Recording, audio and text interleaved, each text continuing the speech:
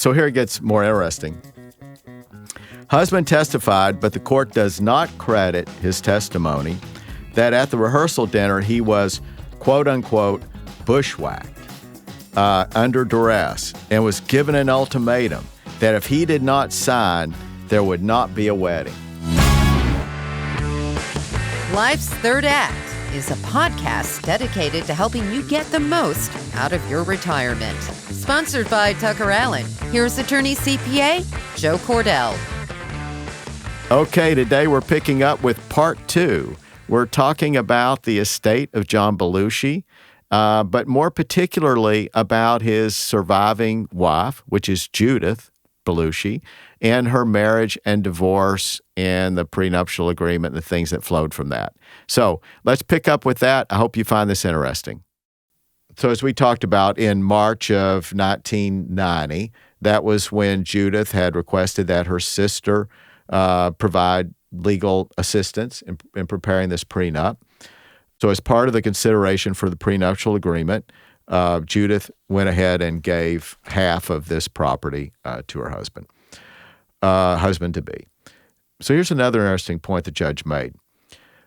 He said that Judith asked her lawyers to research the validity of an oral prenuptial agreement, and she did this to convince her husband that the agreement needed to be in writing as she testified, and the court credits her testimony. Now, what this means is the court believes that this is true, that she had to go to her sister and say, can you give me evidence that a oral agreement won't work? An oral agreement means just talking, not writing anything down.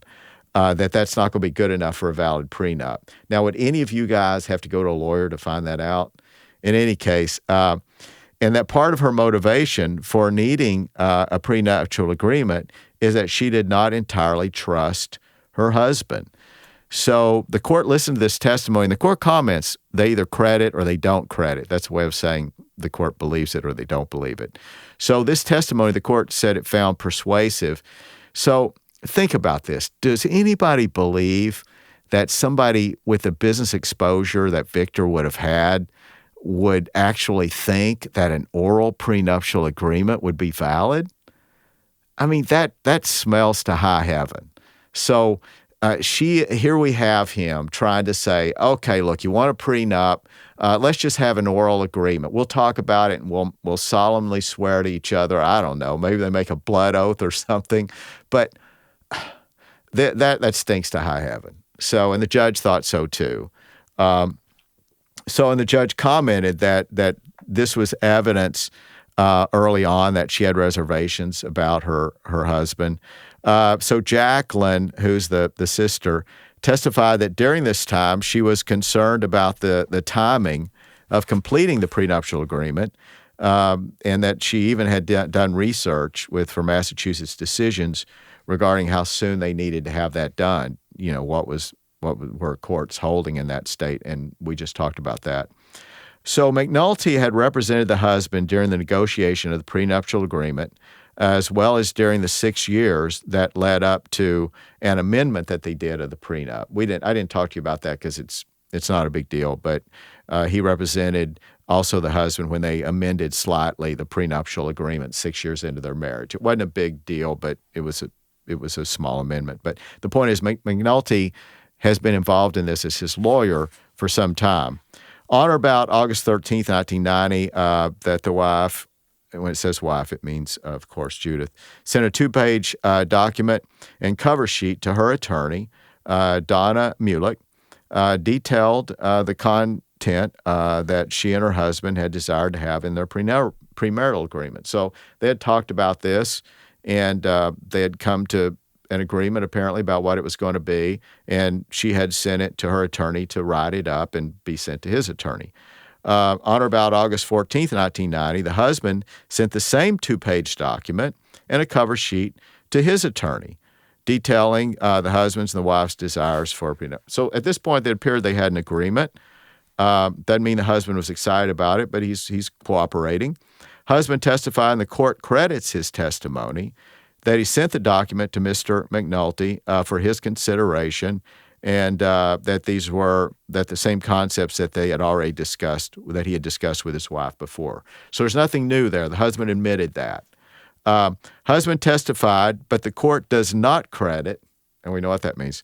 Husband testified, but the court does not credit his testimony that he did not send the facsimile to to Mr. McNulty for the purpose of McNulty acting as his attorney in negotiation of the premarital agreement. So it's kind of a double negatives there. So that sentence I know is confusing. The bottom line is that the husband, Victor, is saying to the court now at the time of the divorce, he's saying, look, when I sent that copy of our proposed deal to McNulty, I was not sending that to him because I thought he was my lawyer. I didn't intend him to be my lawyer at that time. The court was saying, no, I don't buy that. And you'll understand why the husband's saying this. He's setting up the stage for saying that he didn't have an attorney. So another cornerstone on prenups. There's probably, next to the things I've already mentioned, each party having a lawyer is as essential as the disclosure requirements. I mean, it's critical that you assure, if you're the person wanting the prenup, you assure the other side has a lawyer, even if you pay for the lawyer, as long as you don't communicate with the lawyer. And better still, you give the money to your wife-to-be or husband-to-be and let them pick the lawyer and pay the lawyer. You don't want to pick the lawyer and you don't want to pay the lawyer directly, if you can avoid it. And so these are things that will come back to haunt you if there's a contest later. And you can see here in this case where husband's not missing a beat in trying to challenge this agreement. And among them, he's saying, look, what do I know? I didn't know anything about her finances. All this was new to me, and I didn't have a lawyer to help me. So she had this fancy lawyer.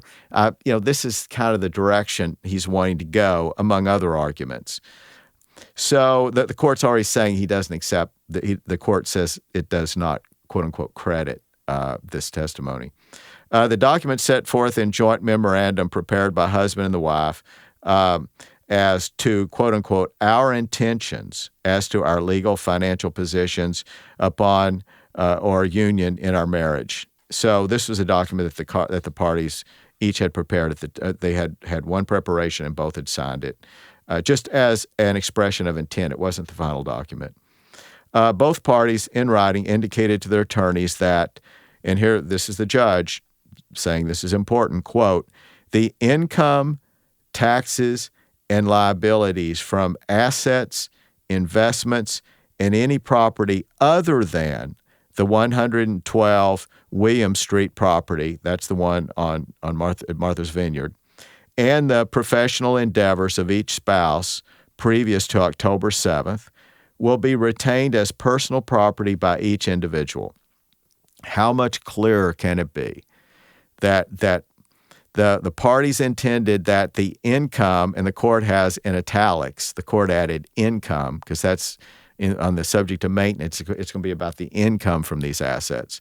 Taxes and liabilities from assets, investments, and any other property of each of them would be retained by them. They keep their own income. Not only do they keep the assets, they keep the income from the assets, which, it'd be a serious disadvantage to have the right to own an asset, but you don't have the right to the income. So that the court is making clear what Judith wanted, what her objective here, and what the Victor knew she wanted. The document also stated that in the interest of clarifying what is being waived, a statement of assets and liabilities has been exchanged between us.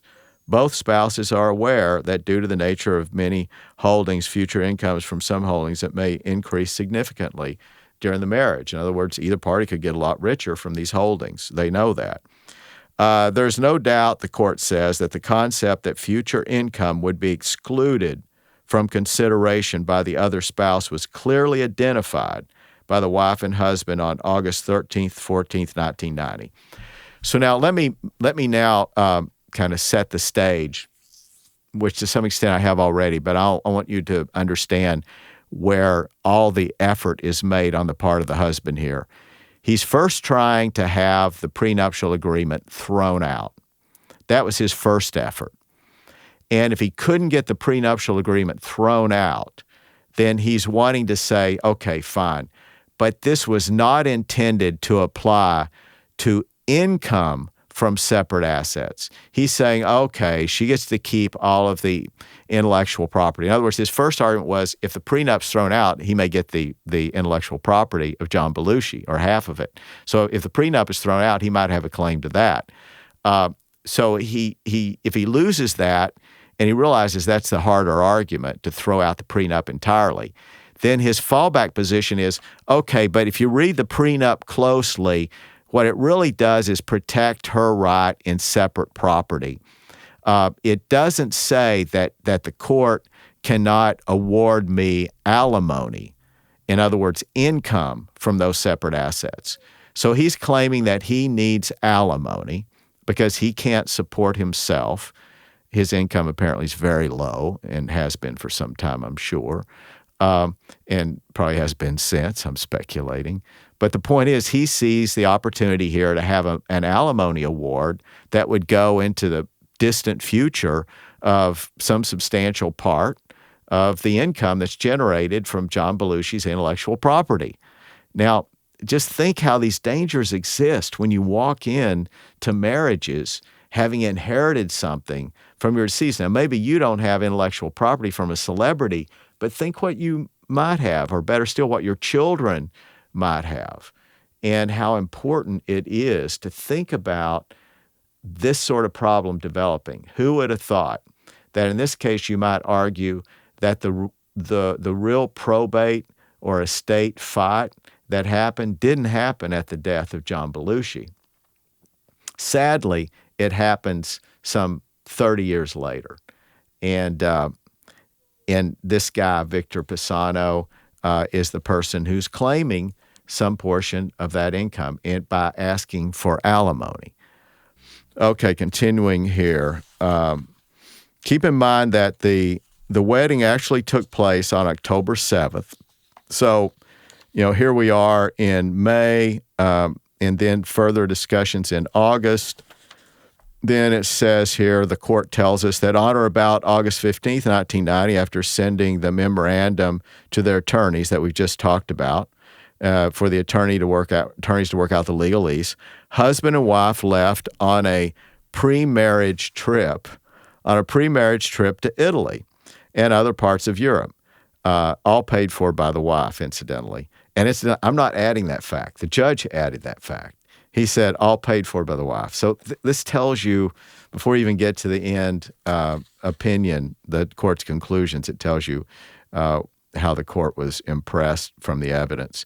Jacklin's principal concern was that the prenuptial agreement be done in a timely manner. Jacklin, which is Judith's sister, she's really on top of this issue about getting this done sooner.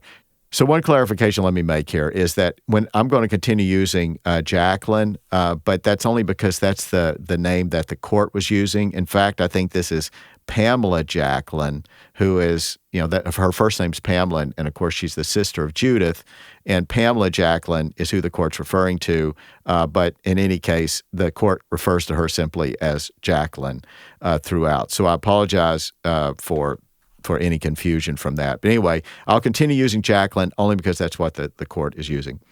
So Jacklin's principal concern was, again, the premarital agreement, and that it be done in a timely manner. So she had done the research. She knew that law in Massachusetts probably would protect them, but she wasn't willing to count on that, and that was wise because you can't.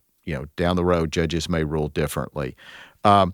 Mucklick and McNulty understood that the husband and wife were to return from their European trip at the beginning of October 1990, and that it was the intent of the parties to have a prenuptial agreement ready for them to sign.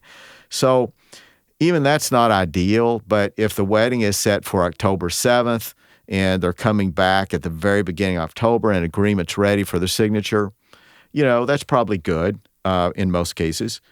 So the attorneys were proceeding on that assumption, and they had already discussed the scope and the terms. They had exchanged documents it was essentially term sheets that said what each party expected, and they had both sent the same thing to their two attorneys.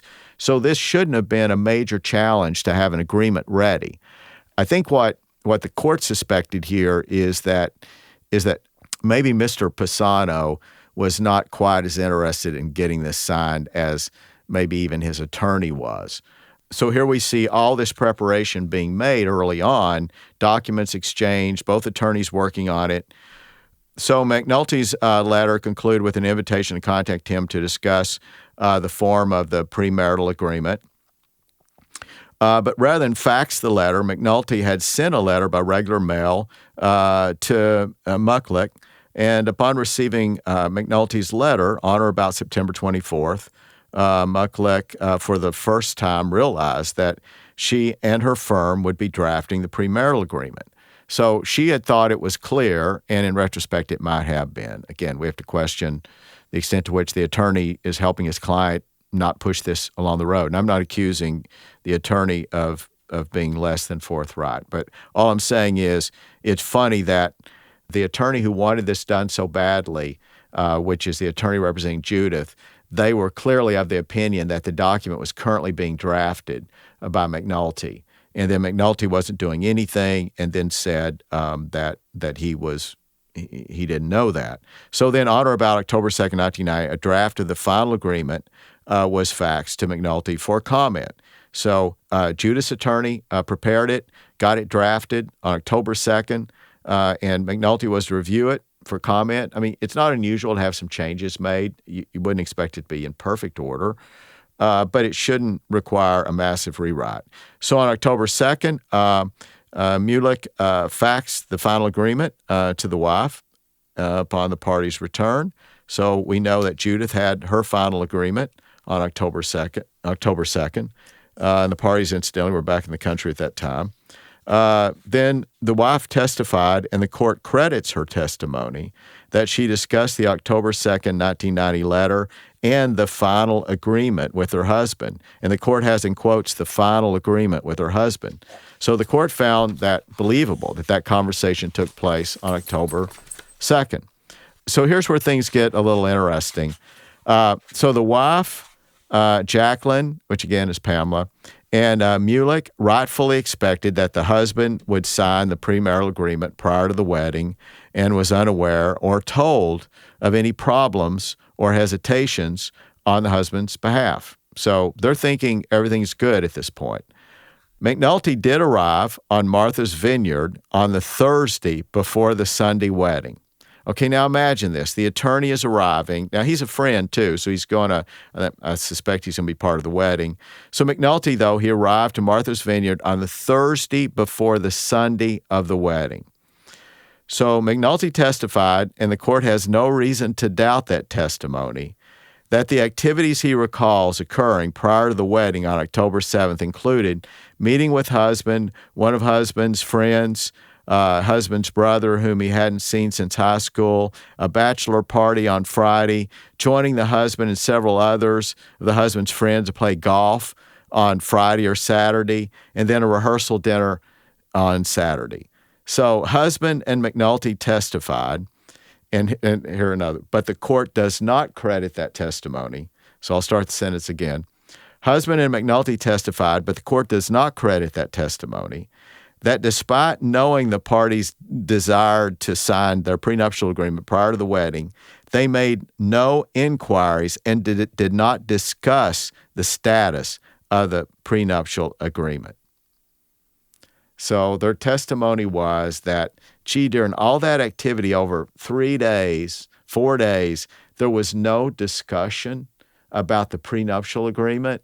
So it's a little hard to believe. Anyway, it was not until the night of the rehearsal dinner that McNulty asked Jacklin if the prenuptial agreement could be signed another day. Now, this is the night of the rehearsal dinner. So you have Victor's attorney saying to Jacklin, again, the sister of the bride, that asking could we have this prenuptial agreement signed on another day? So McNulty and the husband both testified, and the court credits that portion of their testimony, that's the way it's worded, that portion of their testimony, that if the agreement did not get signed, there would be no wedding. So the court believes that they were told, and I'm sure they were, by wife's sister, that, look, this must get signed or we're not having a wedding. That goes to show you the reservations that this bride, that Judith had. And doesn't it sound like maybe the brakes should have been put on at that time?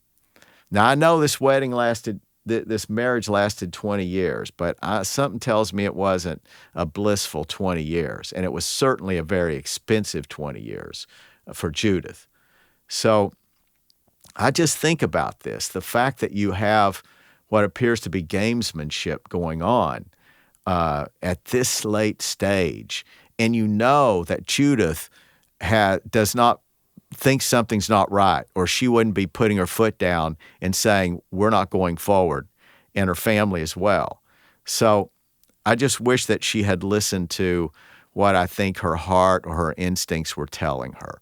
But in any case, so the court says, yeah, I do believe your testimony, McNulty, as well as husband, that they told you, if you don't get this signed, there won't be a wedding. That's perfectly reasonable to say that at that stage, given all the efforts that had been made to get it signed before.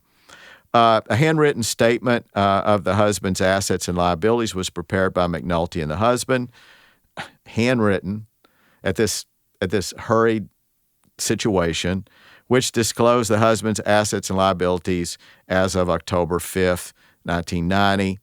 The handwritten statement was provided to wife and her attorney, and was attached to the prenuptial agreement. So you see the husband, how accurate is a handwritten document going to be? So that smells bad anyway. So the husband accepted the wife's statement of assets and liabilities, as he should. I'm sure it was complete, and indicated his acceptance of the financial disclosure by he initialed the appropriate pages. So the court says the husband and his attorney were aware that the wife's primary source of income at the time of the marriage was from income from royalties and residues on John Belushi and or Blues Brothers movies, records, and videos, in addition to licensing income from the expenditures of the name and likeness of John Belushi and the Blues Brothers. So on October 6, 1990, counsel for the husband, McNulty, and counsel for the wife, Mucklick, and included her sister, Jacklin, further negotiated the prenuptial agreement, and various handwritten amendments were incorporated into the document, with each of those handwritten amendments initialed by husband and wife.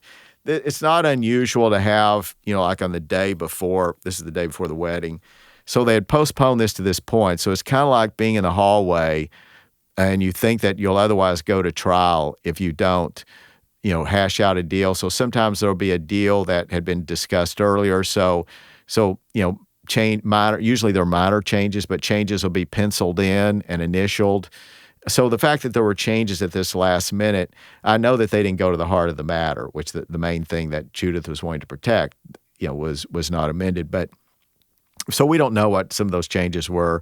But yeah, I can imagine this scene where it was all pushed off to the last minute. Now the husband is demanding some concessions, and wife is probably agreeing to it. But again, they weren't major because they didn't go to the heart of this case.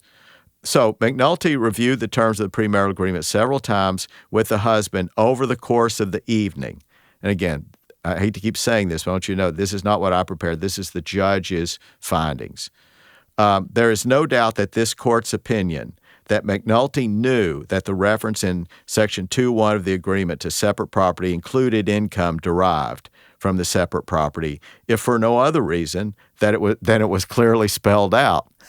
So that it's fair to assume that somebody knows something when it's clearly spelled out and you sign it.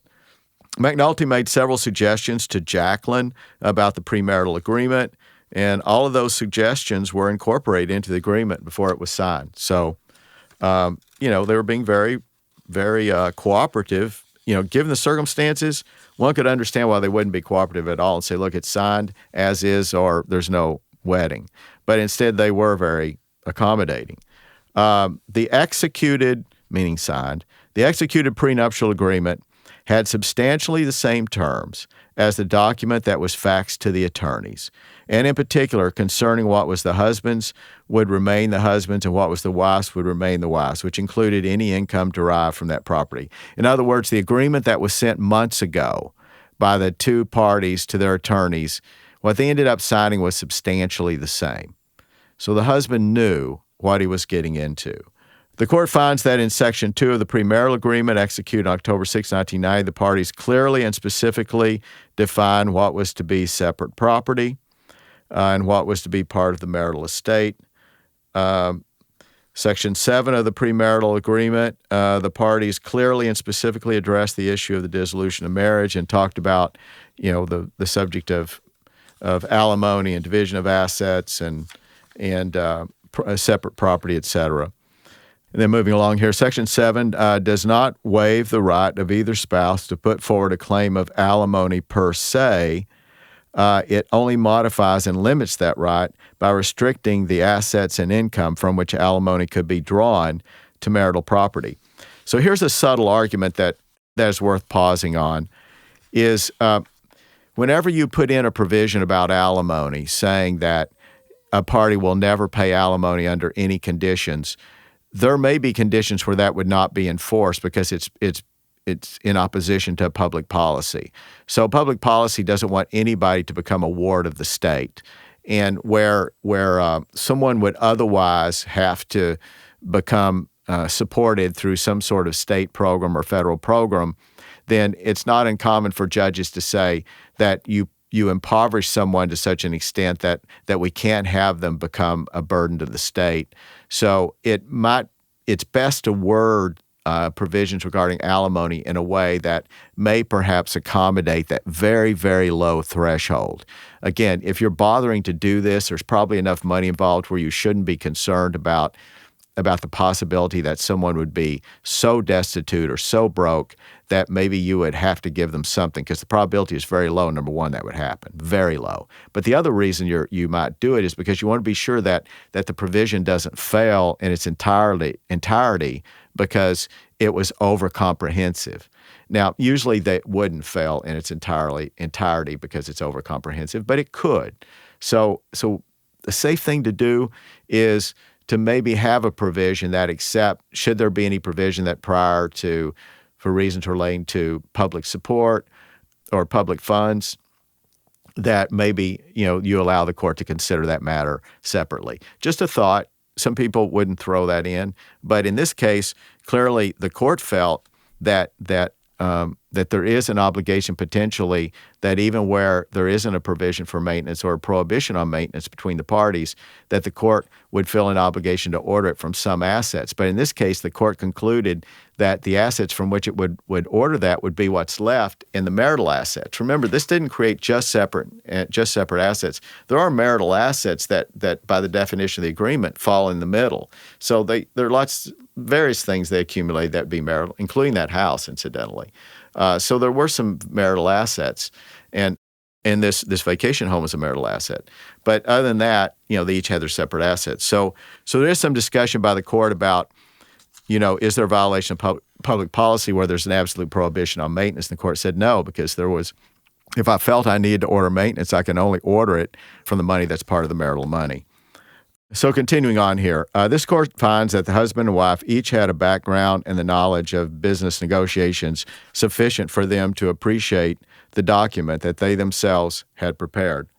Both husband and wife were aware that due to the nature of many of their holdings, future income from some of those holdings may increase significantly, and it's impossible to predict with any degree of accuracy what that income stream might be and what it might generate in the future. The court further finds that the husband's handwritten statement of assets may not constitute complete financial disclosure of then current income of husband. However, the court notes that it is husband who is contesting the validity of the prenuptial agreement. It would be illogical for him to now state that the agreement should fail because he did not make a full and complete disclosure. So the court kind of acknowledges that, yeah, it does look like the husband's disclosure was not full and complete, as we suspected. But the court's saying it's not relevant to the court's position on this subject. The court is not going to throw it out because the husband failed at the husband's request because he failed to provide the proper information. So here it gets more interesting. Husband testified, but the court does not credit his testimony that at the rehearsal dinner he was, quote unquote, bushwhacked under duress and was given an ultimatum that if he did not sign, there would not be a wedding. So the husband now has come into court 20 years later, and he's alleging that he was a victim here and that this prenuptial agreement was thrust upon him despite all the facts that we've talked about. This was thrust on him, and he was coerced, and the court should throw out this prenuptial agreement. That was his position. All parties knew it had to be signed prior to the marriage, the court says. And for the husband to now say he was bushwhacked is totally, quote unquote, totally disingenuous. Husband had adequate time to address his concerns with his attorney over a period of months. He and his attorney discussed the consequences of signing and not signing, etc.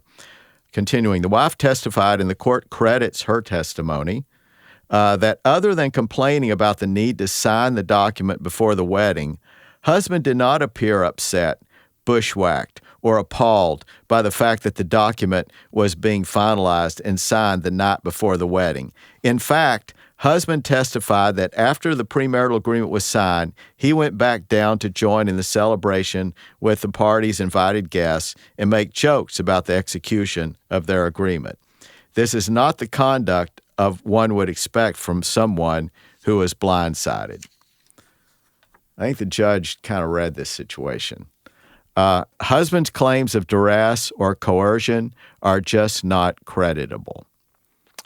Wife's conveyance of 1/2 interest in her residence in Vineyard Haven, which is why I mentioned earlier how sometimes, giving some consideration for a deal that you want to do as insurance against challenge later, this is where it pays off. The wife's conveyance of 1/2 interest in her residence in Vineyard Haven to husband upon marriage provided significant consideration for his agreement in recognizing her separate property, including income therefrom. And you have to emphasize that idea. This is really about the income from that property. If he couldn't have the property, he was going to challenge whether he was entitled to income from it. If you lose the income to intellectual property, what is it but the income? So had he succeeded, that would have been, in my opinion, a great injustice. So the parties specifically acknowledged and agreed that with respect to alimony, their agreement would be enforced unless it would cause one of us to become eligible for support under a program of public assistance at the time of the separation or dissolution. So that's what I was talking about a while ago. That was it's often a good idea to include a floor where you don't risk paying any significant amount of money, and you head off the claim that the entire provision is invalid because it might include a violation of public policy. The court finds here the premarital agreement was fair and reasonable when executed. And then some other facts about the specific dollars involved. The court finds that the marital property consisting of the 112 William Street property valued at $1.2 million, and this would have been in 2010, $1.2 million, and has a mortgage of $890,000. So there's equity of $379,000 on the primary marital home. And then the marital property I mentioned to you, the one that's in Georgia, they call it the boathouse, but it's in Georgia. It's valued at $675,000 and includes a membership in Ford Plantation, which is valued at $125,000. And there's no mortgage on that, so the equity on that is $800,000. So incidentally, the husband got that. That was part of the deal that they struck in the settlement, was to give that to the husband. It was a marital property. So remember, one thing to keep in mind about a prenuptial agreement is that it will speak typically to just separate property. So that means that the court has a lot of discretion with what's left, which is in the middle, which is the marital property. So you have to expect that the court will do its duty with marital property, what it cannot do with the separate property. So the prenuptial agreement does its job if its job is to protect the separate property, which usually that is the job. As the marital property, it's a very tricky thing to intrude on the court's provenance or discretion relating to that. So in this case, a court is called upon, and I assume this is the law in Massachusetts as well, to do what's called an equitable division. I don't think Massachusetts is a community property state. So an equitable division state simply says we'll divide the assets as are fair. So in a case where you have one party whose separate assets, say, are $10 million, and the other party has $500,000, and the $10 million is separate and the $500,000 separate. So maybe you have $2 million in the middle. That's we'll call it marital assets. So in that case, expect a judge to maybe give more than 50% to the party with $500,000. The judge can do that. They can consider the other resources available to the parties in determining what an equitable division of assets are. So that's okay. It's true that this guy ends up getting more than some of us would have wanted to see him get. But the point is, the goal was achieved of protecting the intellectual property, and that was the primary purpose of the prenuptial agreement. And so the court saw that and ordered that. But there is and I do think this was part of a settlement. I don't think this was imposed. So I think that the attorneys, who tend to have a good idea what the judge is likely to do, so it might have been suggested that this settle in this way just to get this guy to go home. But since he didn't voluntarily go home and instead his case went to trial on the subject of the prenup, and since it went all the way to the Court of Appeals, this guy was really in pursuit of this money. He did. So when he loses at the trial level, as you can see coming here, then he goes to the Court of Appeals, where he also loses as far as this issue of his claim to alimony. Now, there was temporary alimony ordered to him that he got to keep. That was $2,000 a month while the case was pending. And that was I think that was for like 18 months while this case pended. So anyway, that was a significant amount of money. And obviously the wife wasn't happy about this, but so be it. That was part of the court's finding.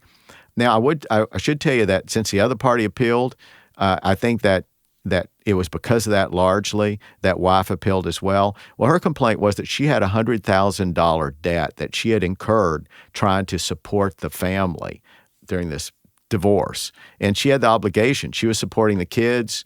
She was supporting him. She was supporting all the household expenses, both the primary resident as well as the second home.